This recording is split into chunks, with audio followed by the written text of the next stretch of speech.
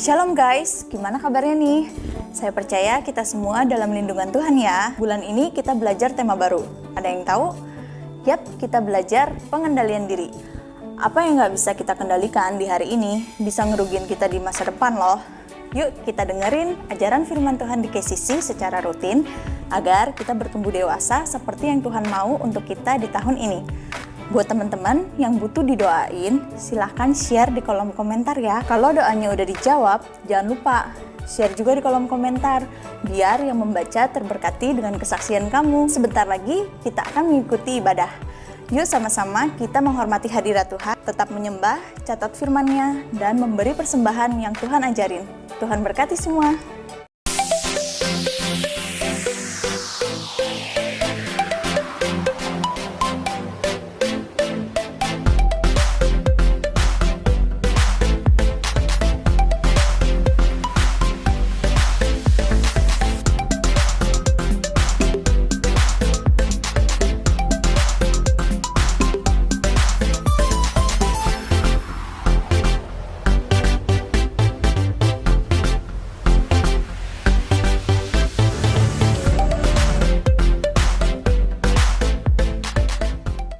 Halo guys, Shalom. Yuk cek pengumuman KCC minggu ini. Puji Tuhan nih, Jakarta udah ada di PPKM level 3. Tapi untuk menjaga situasi tetap kondusif, ibadah online akan tetap dilaksanakan selama bulan September ini. Video ibadah akan di-share setiap hari Minggu jam 10 pagi melalui YouTube dan Facebook. Doa pagi KCC diadakan setiap hari Sabtu jam 6 sampai jam 6.30 via Google Meet. Link Google Meet akan di-share di IG kita di @kcc_kingdom. Mari menyembah dan membangun keintiman bersama Bapa di sorga melalui doa pagi.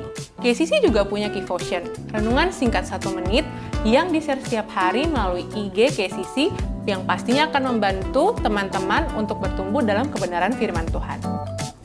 Dan untuk teman-teman yang butuh dukungan doa, teman-teman bisa mengisi link permohonan doa yang disediakan saat ibadah online berlangsung di Facebook KCC Kingdom atau pada bio Instagram @kcc_kingdom. Untuk informasi seputar pelayanan KCC, silakan follow IG KCC @kcc_kingdom, Facebook KCC Kingdom, email kingdom.kcc@gmail.com, atau teman-teman bisa mengirimkan pesan melalui WhatsApp di nomor yang tertera. Yuk siapkan hati untuk memuji dan menyembah Tuhan. Dan dimanapun teman-teman mengikuti ibadah, mari tetap lakukan protokol kesehatan 3M, memakai masker, mencuci tangan, dan menjaga jarak. Sekian pengumuman KCC, stay safe and healthy, God bless you. Shalom Jemaat KCC, Jemaat Online, untuk siapapun Anda yang lagi mendengarkan ibadah ini. Bagaimana kabar Anda hari ini? Saya percaya kita semua dalam keadaan yang luar biasa, amin. Hari-hari ini mungkin membuat kita sedikit bimbang, keadaan kita mungkin tidak baik, keuangan kita mungkin tidak baik.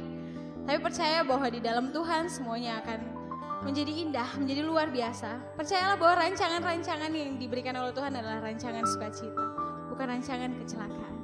Haleluya.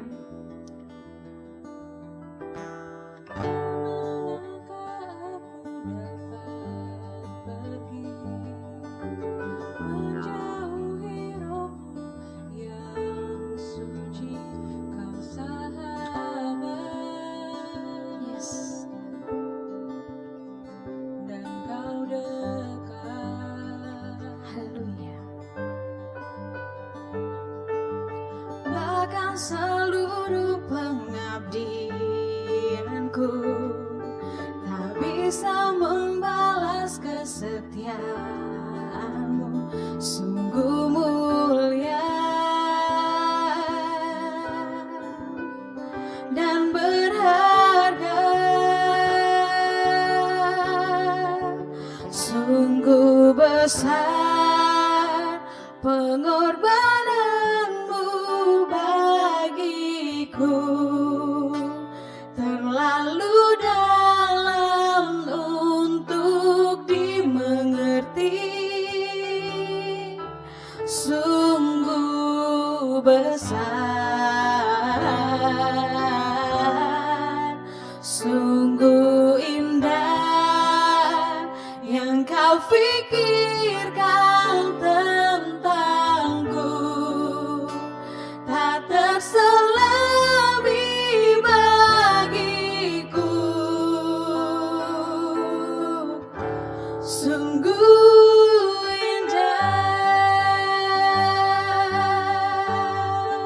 setiap kita yang percaya.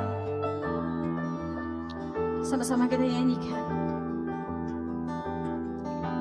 Kemanakah aku dapat pergi, menjauhi rohmu yang suci, kau sahabat dan kau dekat.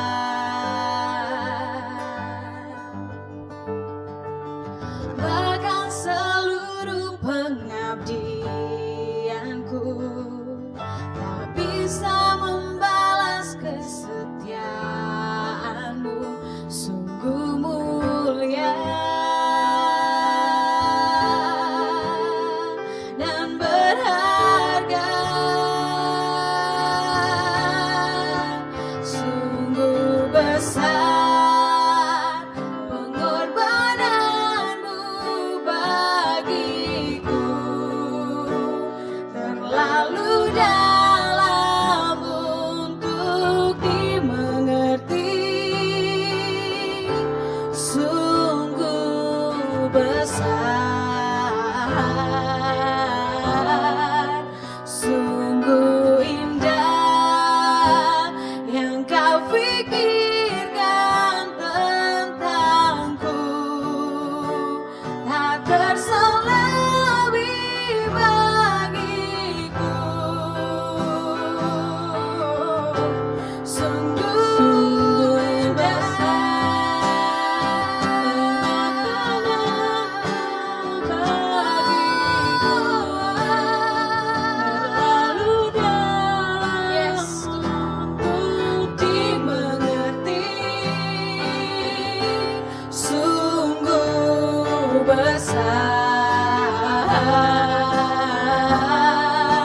sungguh indah yang kau pikirkan tentangku, tak terselebih bagiku, sungguh indah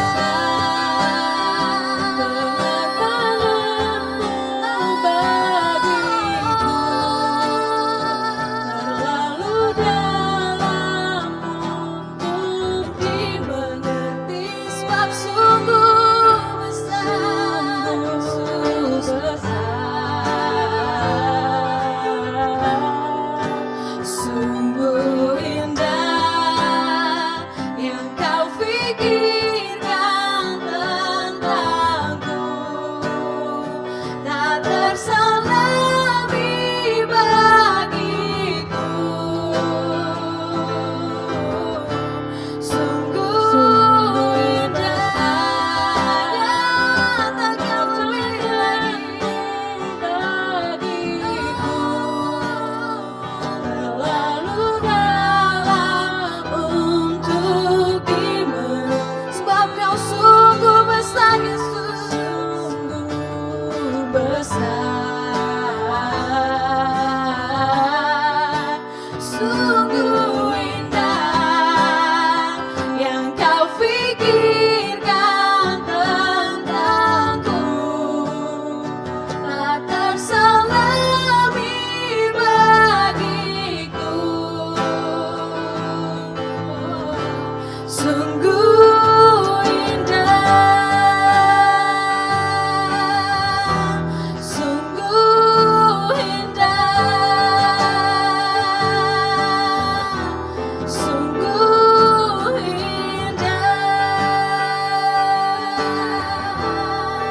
indah, sungguh indah, hanya namamu yang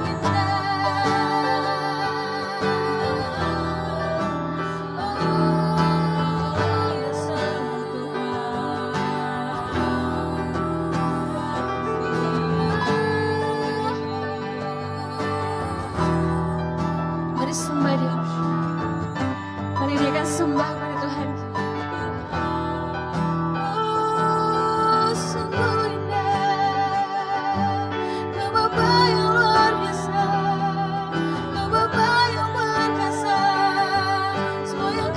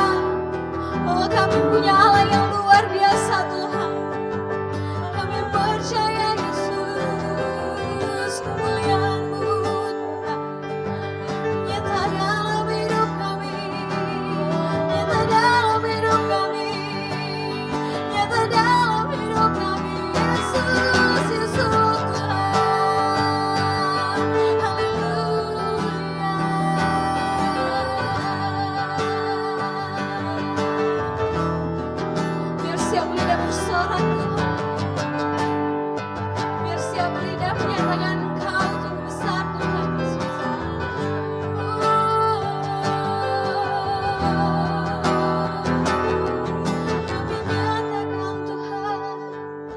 Kami nyatakan Tuhan, kami nyatakan Yesus, Yesus Tuhan. Kami mau bersorak bagimu, kami mau nyatakan Tuhan, Kaulah yang luar biasa, Kaulah yang luar biasa Tuhan Yesus, Yesus. Kami mau bersorak untuk-Mu Tuhan, karena kami percaya Tuhan, hanya di dalam Engkau Bapa hidup kami sungguh-sungguh teramat indah Tuhan. Kami mau percaya Tuhan Yesus, bahwa setiap rancangan-Mu adalah rancangan yang luar biasa Bapa. Haleluya, haleluya. Mari setiap kita yang percaya sama-sama kita nyatakan. Sungguh besar pengorbananmu bagiku, terlalu dalam untuk dimengerti. Nyatakan, sungguh besar,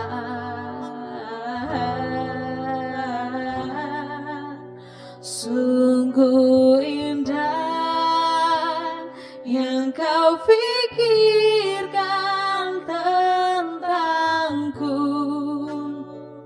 tak terselami bagiku.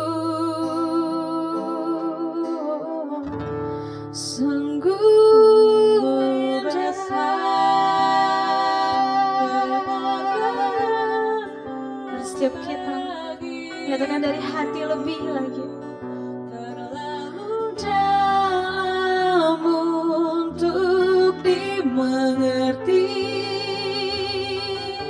sungguh besar,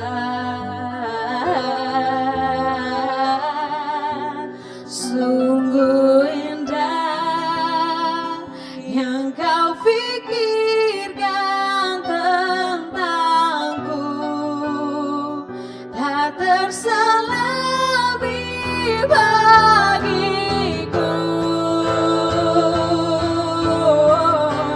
Sungguh indah,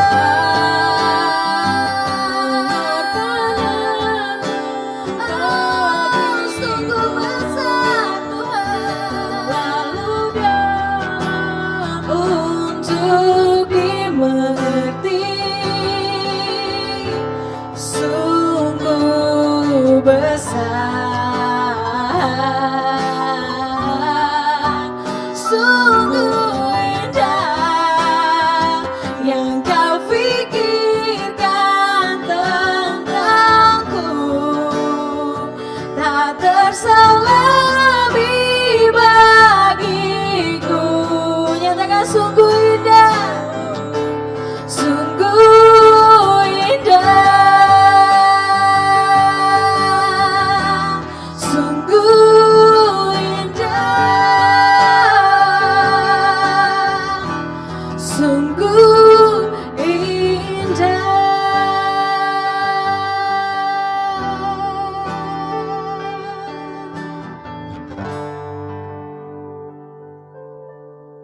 Halo, Shalom Bapak Ibu, teman-teman, saudara-saudara sekalian dari Kingdom Community Church. Senang sekali hari ini saya bisa berbagi dengan saudara-saudara sekalian. Salam kenal untuk semuanya. Perkenalkan, nama saya Yosi Cikinina. Saya saat ini tertanam dan melayani di Jakarta Praise Community Church sebagai key volunteer untuk Classes Ministry. Jadi role-nya saya memang berkecimpung di dalam pembuatan materi untuk setiap kelas-kelas yang memang sudah kami desain untuk para jemaat. Selain itu saya melayani untuk menjadi facilitator dan juga communicator. Saya bukan pastor dan saya bukan full-timer. Saya saat ini bekerja di salah satu kantor akuntan publik Big Four di bagian people team.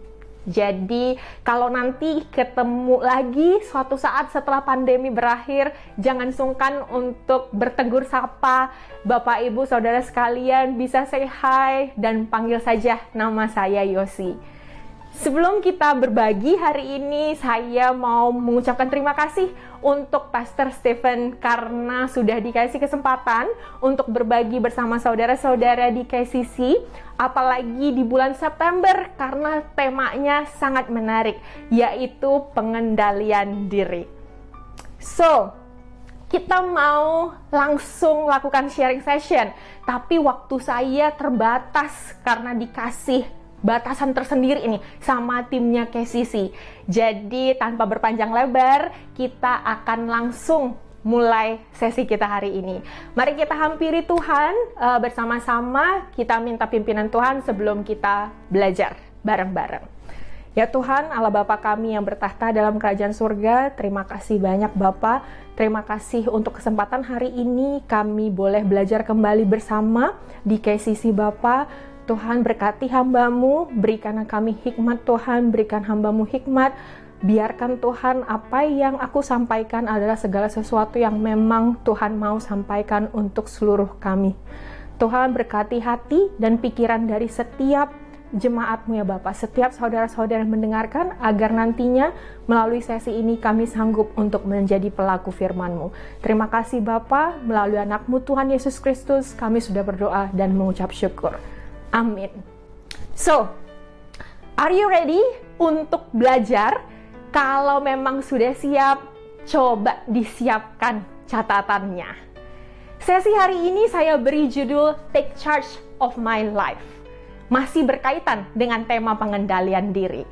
Kalau kita ngomongin mengenai take charge of my life, artinya saya bertanggung jawab penuh untuk diri saya. Saya memiliki kemampuan untuk mengendalikan diri saya. Dan untuk mempermudah semuanya, maka sesi hari ini saya bagi menjadi 3 bagian. Berapa bagian? 3 bagian. Yang pertama, kita akan pelajarin the why. Artinya, mengapa penting untuk kita memiliki pengendalian diri. Mengapa penting untuk kita memiliki penguasaan diri. Yang kedua adalah the what. Apa area yang mesti kita perhatikan untuk kita mampu mengendalikan diri kita dan menguasai diri kita sepenuhnya. Dan yang terakhir itu adalah how.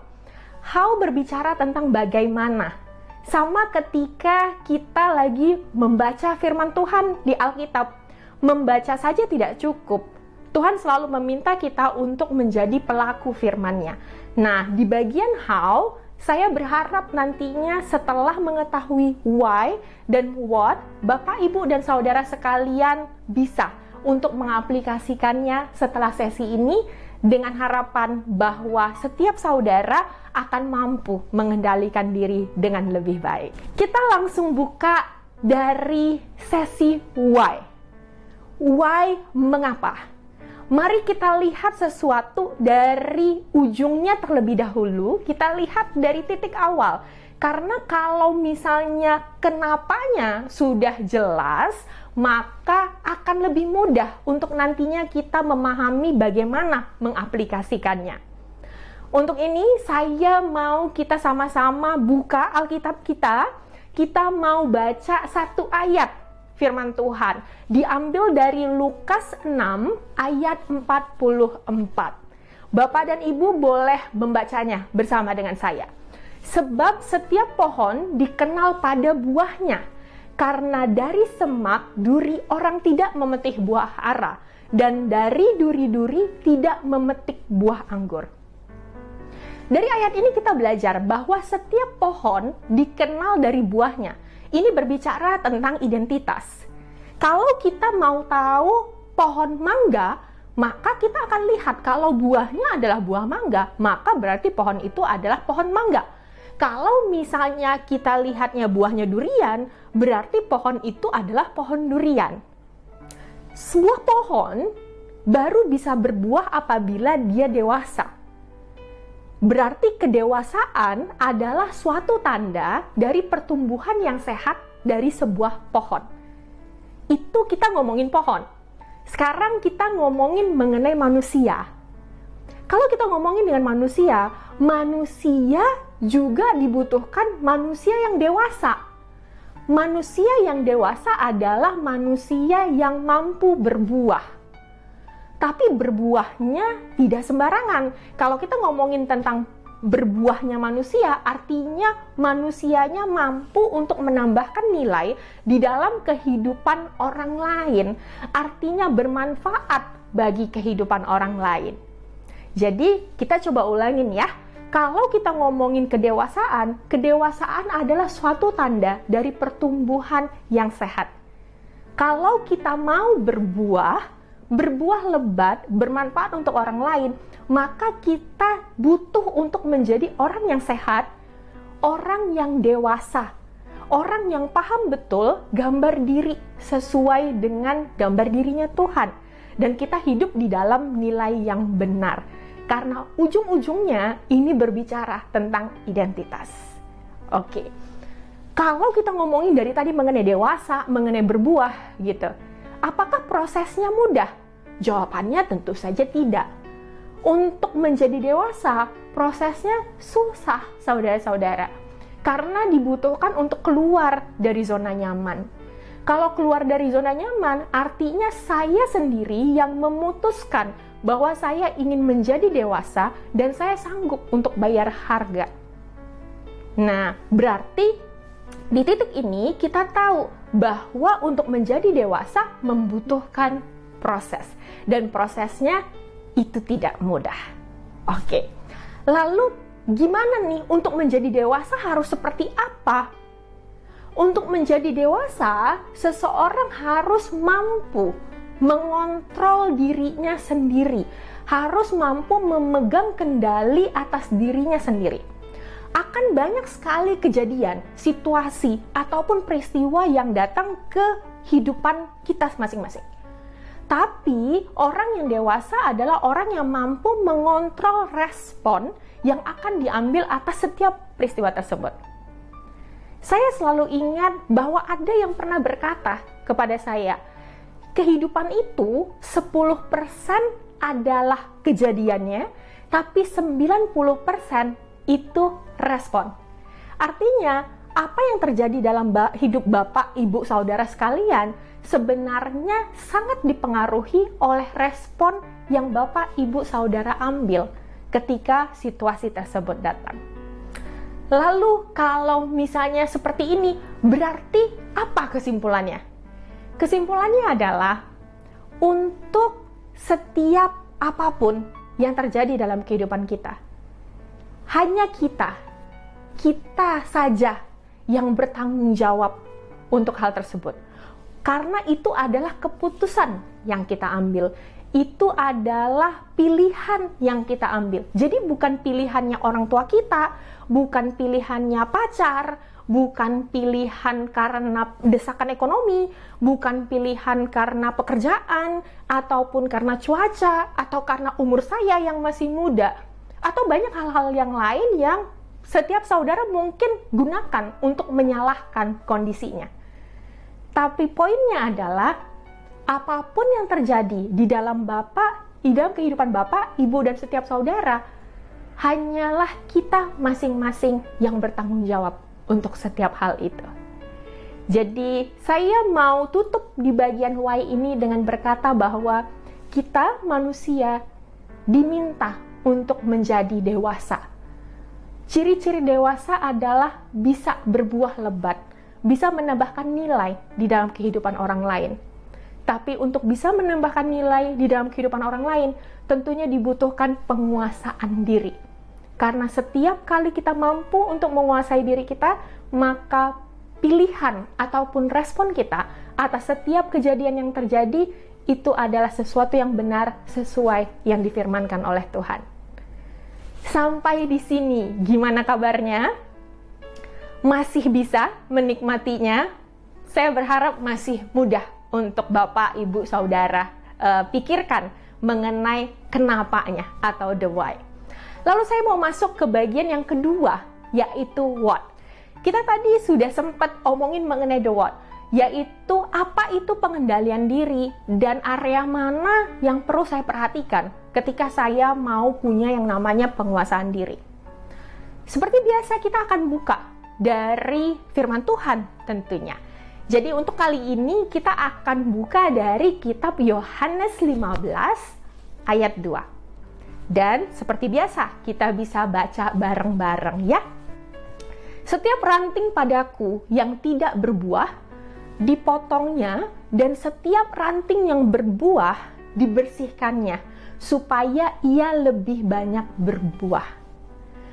Tuhan pengen ngelihat kita itu bertumbuh, menjadi pohon yang berbuah lebat. Sama seperti ketika doa berkat, kan dikatakan bahwa diberkatilah apapun yang kamu pegang dan jadilah berkat kemanapun engkau pergi. Artinya Tuhan pengen bahwa kita mampu memberikan dampak yang signifikan dimanapun kita berada, di pekerjaannya kita, di keluarganya kita.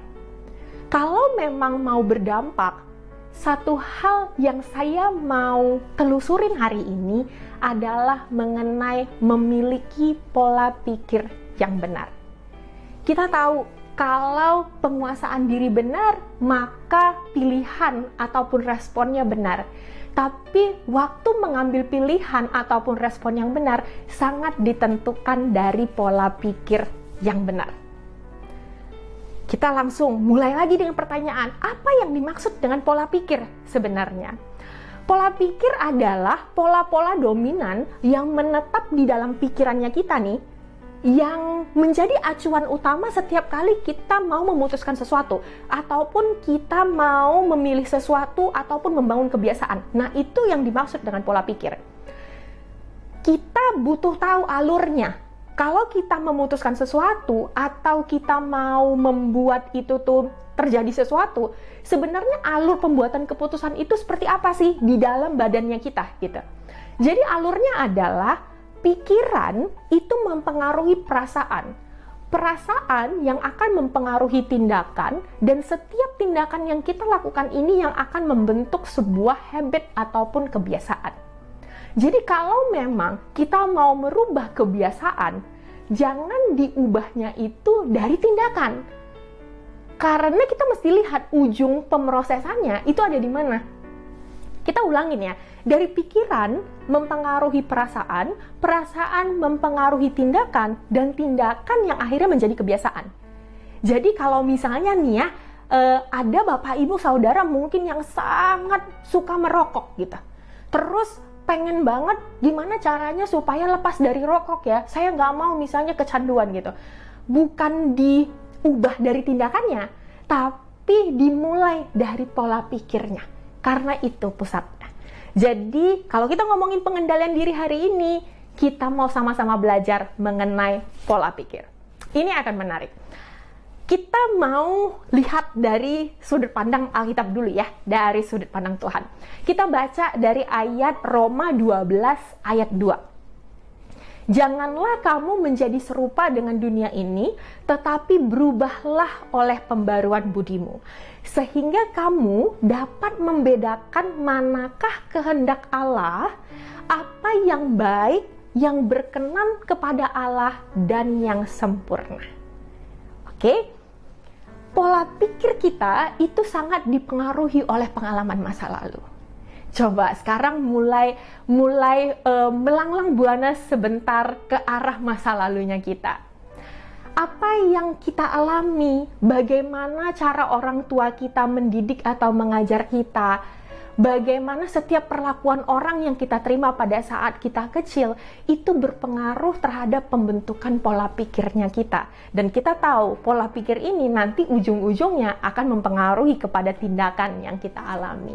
Jadi apapun semua kejadian di masa lalu, mau itu yang menyenangkan ataupun tidak menyenangkan, sayangnya itu membentuk pola pikir kita, membentuk bagaimana saya memandang diri saya sendiri ataupun memandang diri orang lain. Nah, kali ini saya mau kasih contoh ke Bapak, Ibu, dan setiap saudara sekalian. pola pengambilan keputusan dalam diri seseorang ini tuh akan mudah sekali teridentifikasi karena itu biasanya terjadinya berulang dan semakin mulai bisa ketebak nih arah tindakannya, arah pengambilan keputusannya kayak gimana gitu. Kita akan masuk ke contoh di mana seseorang itu merasa dirinya tidak layak untuk dikasihi. Bayangkan ya, ada seseorang yang merasa dirinya itu tidak layak untuk dikasihi, tapi memiliki kebutuhan yang sangat tinggi untuk dikasihi. Nah, udah kebayang orangnya seperti apa? Orang ini mendasarkan harga diri dan kebahagiaannya pada persepsi apakah ia dikasihi atau tidak. Kalau misalnya kita ambil bahasa yang sekarang, kalau saudara-saudara mungkin tahu sebutan bucin katanya, atau ketika mereka melakukan hubungan seks di luar nikah. Nah, kenapa seseorang mampu untuk melakukan itu? Gitu. Bisa saja mungkin terjadi dikarenakan pola pikirnya. Karena harga diri ataupun kebahagiaannya ditentukan oleh bagaimana pihak lain atau pacarnya mencintai dia. Ketika misalnya seseorang meminta gitu untuk melakukan hubungan seks di luar nikah dan itu sebagai wujud cinta kasih dan dengan pola pikir yang dia punya, maka orang ini sulit untuk mengendalikan diri untuk menolak untuk melakukan itu. Karena di dalam pemikirannya itulah yang disebut dengan perwujudan cinta kasih. Kalau kita lihat contoh ini, kita mau lihat dengan apa sih sebenarnya cinta kasih siapa yang dicari? Saya mau mengingatkan bahwa Yesus pun tahu bahwa setiap dari kita memang menginginkan untuk dicintai. Tapi kita juga harus ingat bahwa dasar yang kokoh adalah Tuhan Allah sendiri. Karena Allah itu adalah kasih. Jadi dasar kita akan semakin kokoh kalau kita memang berpijak pada kasih Kristus. Contoh yang kedua ini banyak terjadi ketika seseorang menganggap dirinya itu akan bahagia kalau dia sudah mencapai suatu kesuksesan, ataupun ketika seseorang memberikan pengakuan kepadanya bahwa dia sudah sukses, bahwa dia keren. Jadi kebahagiaannya di dalam pola pikirnya akan tergantung bagaimana orang memberikan pengakuan dan menilai dirinya sendiri. Apakah itu benar? Kita belajar bahwa dasar yang kokoh adalah ketika seseorang memandang dirinya melalui perspektif Tuhan, Sang Pencipta. Nilai hidup kita ditentukan oleh apa kata Tuhan. Dan pola pikir ini yang saya ingin tekankan. Kalau memang kita mampu untuk mengendalikan diri, maka butuh kemampuan untuk punya pola pikir yang benar. Dan ini pun membawa saya ke bagian yang terakhir. Karena saya pengen setiap saudara di KCC nantinya mampu mengaplikasikannya dengan punya pola pikir yang benar. Supaya kalau udah punya pola pikir yang benar, maka nantinya mampu untuk menguasai diri. Kita ngomongin mengenai bagaimana. Kalau kita ngomongin mengenai bagaimana mengendalikan diri, menguasai diri, taking charge of ourselves, itu artinya kita mampu menguasai pikirannya kita, perasaannya kita, mampu menguasai tindakan kita di semua situasi. Oke? Nah, kita sama-sama sadar bahwa nilai hidup kita ditentukan oleh apa kata Tuhan. Sampai di sini semoga semuanya sepaham dulu. Nilai kita ditentukan oleh apa katanya Tuhan. Oke? Kita tahu identitas kita siapa. Kalau kita tahu identitas kita siapa, butuh sinkron satu badan yang namanya tubuh, jiwa, dan roh. Semoga setiap saudara juga familiar dengan ini. Kalau kita tahu identitas kita, maka kita sinkron antara tubuh, antara jiwa, dan antara roh. Kalau kita sudah sinkron, maka kita akan sadar bahwa untuk berbuah, saya perlu dewasa. Kalau saya perlu dewasa, maka saya harus keluar dari zona nyaman saya mau diproses, dan saya menjadi disiplin untuk bisa berproses. Oke?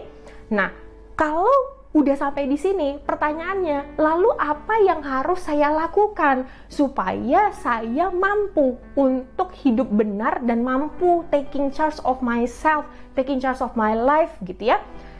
Ada beberapa hal yang mau saya bagikan di sini. Yang pertama adalah hidup penuh integritas. Saya ulangin, yang pertama ini penting banget, hidup penuh integritas. Kalau kita ngomongin hidup penuh integritas, integritas itu artinya kan jujur ya. Jadi kalau orang yang dewasa adalah orang yang hidupnya penuh dengan integritas, punya hati yang sudah dipulihkan oleh Tuhan, dan tentunya bisa diandalkan. Jadi kebayang ya, kalau misalnya orang-orang ini tuh katanya agak langka sekarang gitu. Tapi saya percaya bahwa di KCC, orang-orangnya penuh dengan integritas semuanya. Jadi kita akan rangkum. Orang yang berintegritas adalah orang yang konsisten. Saya garis bawahin konsisten. Orang yang konsisten dan tetap memegang teguh nilai keyakinannya meskipun tidak ada yang melihat. Ataupun ketika dia berada dalam situasi yang sulit. Karena ketika tidak ada yang melihat, akan gampang banget untuk kita ngomong, nggak ada yang tahu kok kalau kita mau gimana. Gitu. Kalau misalnya ada yang berpacaran gitu, tadinya niatnya berpacaran kudus gitu. Terus tiba-tiba ada godaan, pola pikirnya masih keliru. Kemudian setelah itu mulai, omongannya adalah, kan nggak ada yang ngelihat ya, kan tidak ada yang tahu kalau titik. Nah, kalau misalnya di kantor mungkin ada praktek di mana memberikan uang pelicin ataupun uang suap. Nah, orangnya mungkin akan mulai menggoda Bapak, Ibu, dan setiap saudara dengan mengatakan, tidak ada yang ngelihat kok Pak, kalau... Oke. Nah, tapi orang yang berintegritas adalah orang yang konsisten untuk memegang teguh keyakinannya meskipun nggak ada yang melihat. Apakah ada ayat Alkitab yang mendasari ini? Kita sama-sama lihat di Amsal 22 ayat 1. Kita baca bareng-bareng ya. Nama baik lebih berharga daripada kekayaan besar. Dikasihi orang lebih baik daripada perak dan emas. Jadi coba kita pikirkan, mana yang lebih baik? Nama baik atau kekayaan besar? Atau reputasi, atau identitas, atau rekam jejak? Pertanyaannya adalah, apa yang akan orang lain ingat ketika nama setiap saudara disebut? Kita butuh untuk memikirkan itu. Lalu kemudian karena Pastor Steven bilang bahwa jemaat KCC penuh dengan milenial, banyak yang milenial. Kita coba lihat ayat yang mendukung dan ini tuh benar-benar arahnya ke milenial gitu ya.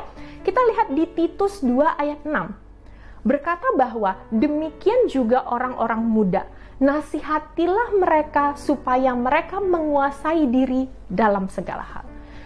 Orang muda juga diminta untuk menguasai diri dalam segala hal. Nah, saya mau kasih contoh dengan kehidupan pribadi saya sendiri. Tadi di bagian depan saya sempat ngomong bahwa saya bukan pastor, saya bukan full timer di JPCC. Saya bekerja di salah satu kantor akuntan publik dan Big Four. Kalau kita ngomongin Big Four, berarti dia punya reputasi yang sangat baik. Karena dia punya reputasi yang sangat baik, maka klien akan mampu dan mau untuk membayar mahal untuk bisa beli service di kantor akuntan publik ini. Ada satu value, dan ini value-nya dari beberapa value-nya ada di yang paling atas, saudara-saudara. Dan value-nya adalah integrity. Kalau di Alkitab bilangin integrity, di dunia pekerjaan juga value itu integrity, gitu. Paling tidak di tempat saya bekerja. Kalau kita ngomongin ini, balik ke masa-masa sebelum saya menjadi bagian dari people team, saya sebelumnya auditor di kantor saya ini. Pada saat kami menjadi auditor, kami dipercaya untuk mereview, mengaudit laporan keuangan. Pada saat kami mereview, mengaudit laporan keuangan, di dalam bayangan kami adalah kami harus mengerjakan dengan penuh integritas karena hasil dari pekerjaan kami akan banyak dipakai oleh para pengambil keputusan. Dan sesungguhnya kami dinilai dari apa yang kami hasilkan, apa yang kami kerjakan. Itulah kenapa orang-orang mau untuk membayar mahal servis yang kami sediakan di kantor akuntan publik.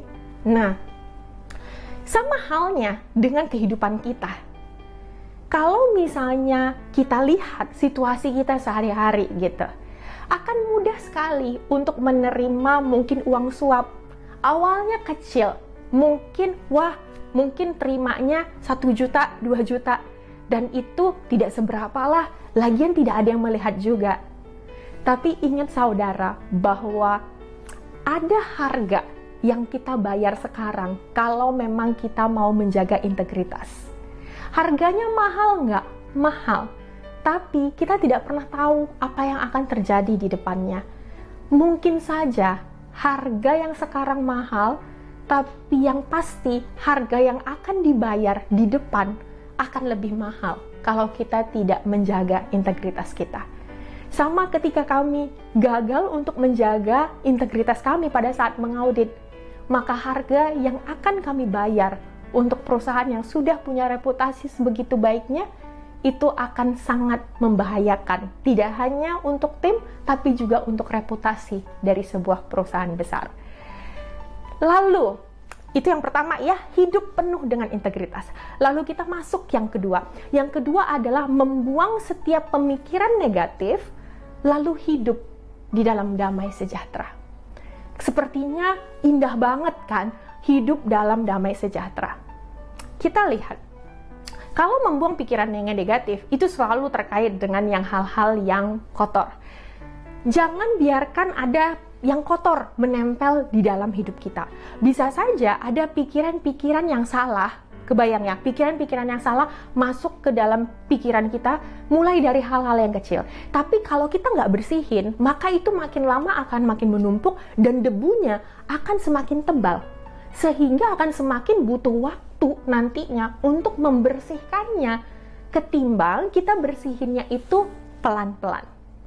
Saya ngomongin debu dan saya ngomongin membersihkan. Untuk punya pola pikir yang benar, kita butuh untuk rutin membersihkan pola pikir kita. Kita butuh untuk rutin membersihkan diri kita dari setiap rasa sakit, setiap omongan orang yang pedes, yang nyelekit masuk ke dalam hati kita. Karena kalau kita buang itu jauh-jauh, maka akan semakin mudah untuk kita itu bersih. Dan kalau kita bersih, maka kita akan hidup dalam damai sejahtera. Sekarang coba bayangkan bahwa ada seseorang yang punya hati yang tertutup. Hati yang tertutup awalnya tentu saja terbuka. Lalu ada teman-teman pelayanan di gereja yang mulai menyakiti. Ada orang di kantor yang kasih feedback ataupun umpan balik yang tidak begitu enak didengar. Ataupun saya diputusin sama pacar. Saya tiba-tiba dipecat dari kantor. Setiap perlakuan yang tidak mengenakan ataupun mengecewakan itu membuat tusukan-tusukan di hatinya kita. Pada saat tusukan-tusukan itu sudah ada, kita membawa itu. Ketika kita membawa itu, kita hidup penuh dengan kebencian. Pada saat kita hidup penuh dengan kebencian, maka akan sangat susah sekali untuk kita bisa berpikir dengan jernih. Kok bisa gitu? Iya, karena pada saat kita susah untuk berpikir dengan jernih, kita susah untuk mengambil keputusan karena pikirannya udah semrawut kan ya. Pikirannya udah penuh dengan kebencian, penuh dengan pengharapan bahwa orang yang menyakitinya akan sengsara. Nah, pada saat seperti itu, maka kita sendiri tanpa kita sadari nilai kita menjadi turun. Pada saat nilai kita menjadi turun, maka kita pun akan mengalami yang namanya insecure. Kalau kita mengalami insecure, orang pun akan gampang sekali untuk kembali menyakiti kita. Karena kita sendiri sudah tidak menilai diri kita sesuai dengan gambar diri yang Tuhan katakan tentang kita. Nah, pada saat kita memang sudah mampu menguasai diri kita sendiri, maka kita yang membersihkan diri kita. Kebayang ya? Kalau orang yang sudah dewasa, orang yang punya kemampuan untuk menguasai dirinya sendiri, maka orang itulah yang memutuskan bahwa dia mau membersihkan dirinya. Kita yang mau bahwa saya hidup bersih, maka saya akan lebih tajam untuk mendengar suaranya Tuhan. Kalau kita bersih, maka kita akan mampu untuk punya pandangan yang tajam akan visi yang memang Tuhan mau kasih dalam kehidupan kita. Pertanyaannya adalah gimana caranya? Satu-satunya cara adalah lepaskan pengampunan. Pengampunan itu memang diminta oleh Tuhan. Tuhan sendiri yang meminta kita untuk mengampuni. Mengampuni itu tidak pernah otomatis. Melepaskan pengampunan itu berdasarkan suatu keputusan dan dilakukan dengan sengaja. Saya mengampuni diri saya untuk setiap masa lalu yang pernah saya lalui yang tidak baik, dan saya mengampuni setiap orang yang bersalah kepada saya. Pertanyaannya, setelah saya perkatakan itu, setelah saya mengampuni itu, apakah itu sudah menyelesaikan masalah? Jawabannya tidak. Apakah artinya setelah mengampuni saya akan melupakan? Jawabannya tentu tidak. Mengampuni berbeda dengan melupakan.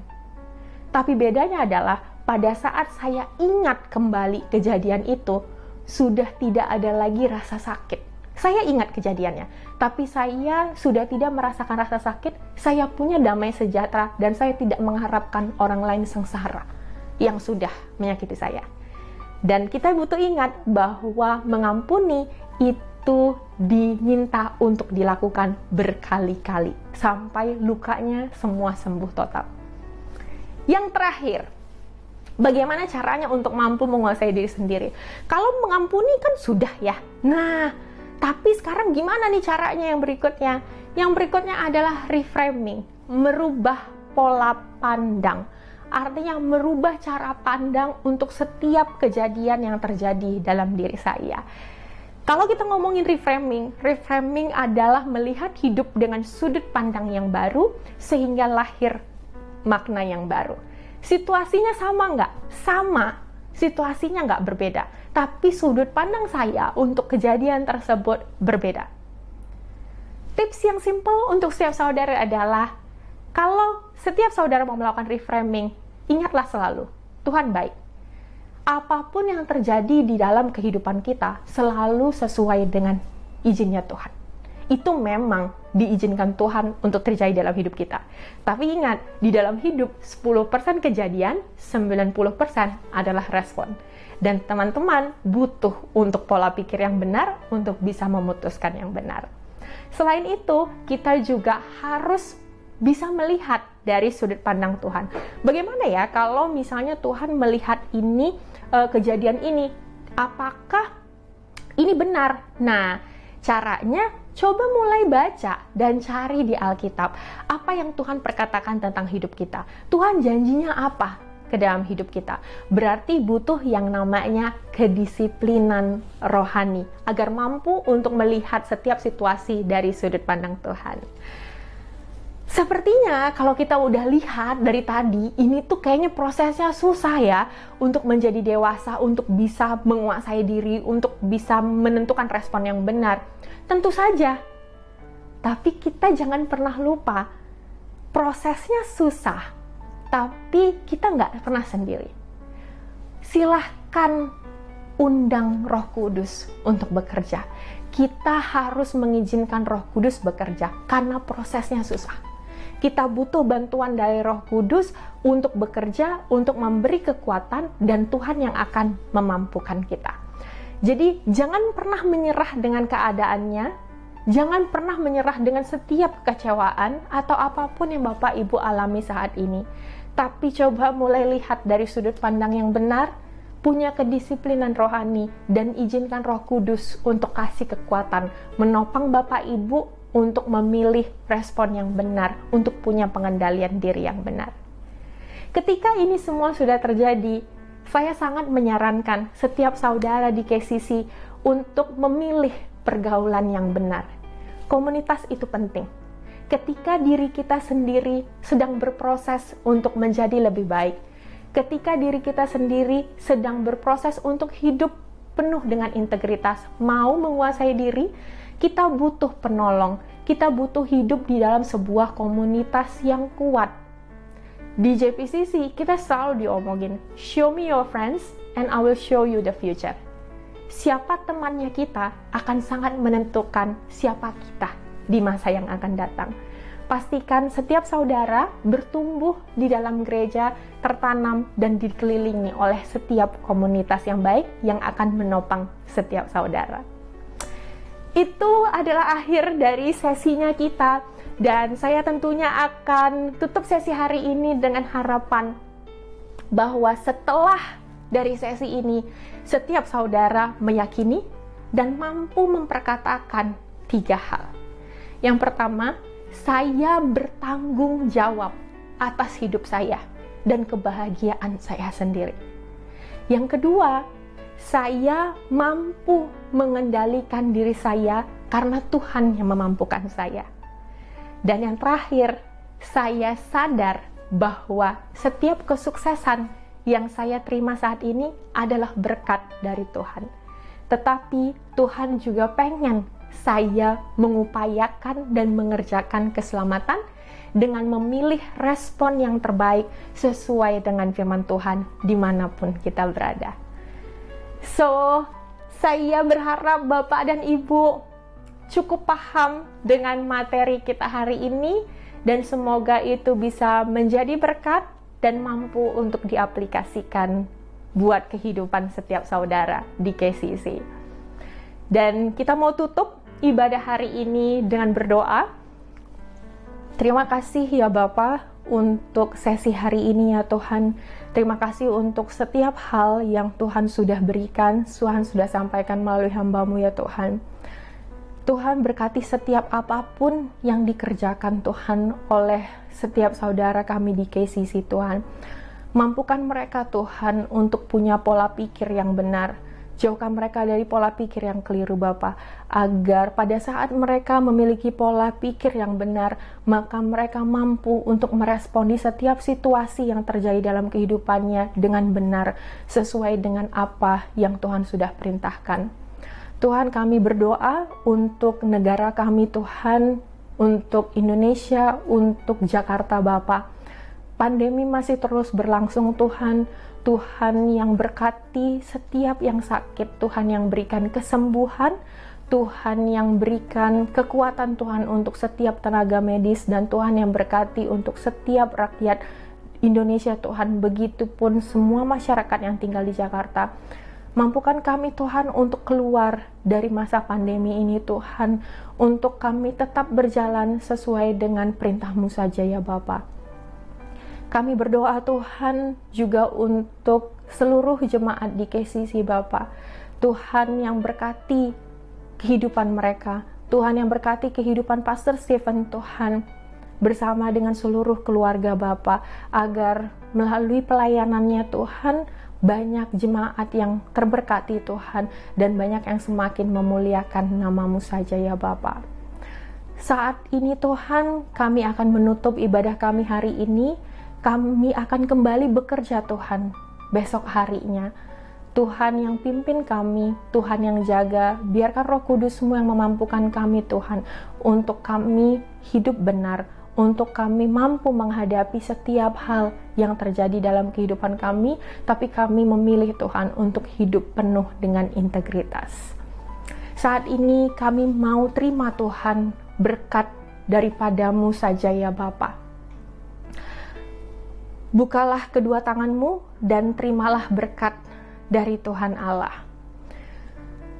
Dan juga Roh Kudus, diberkatilah kesehatan-Mu, diberkatilah keluarga-Mu, diberkatilah setiap hubungan yang kamu punya.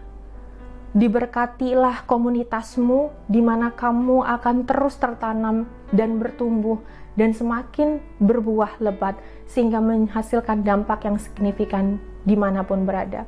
Diberkatilah setiap apapun yang menjadi kerinduan hatimu, agar dijawab oleh Tuhan tepat pada waktunya. Kami serahkan semuanya hanya ke dalam tangan-Mu saja ya Bapa.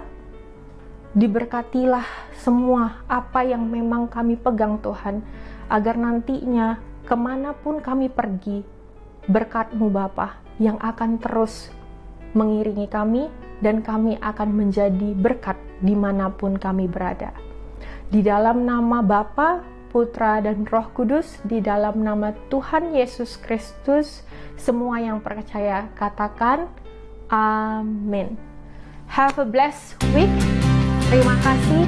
Tuhan Yesus memberkati.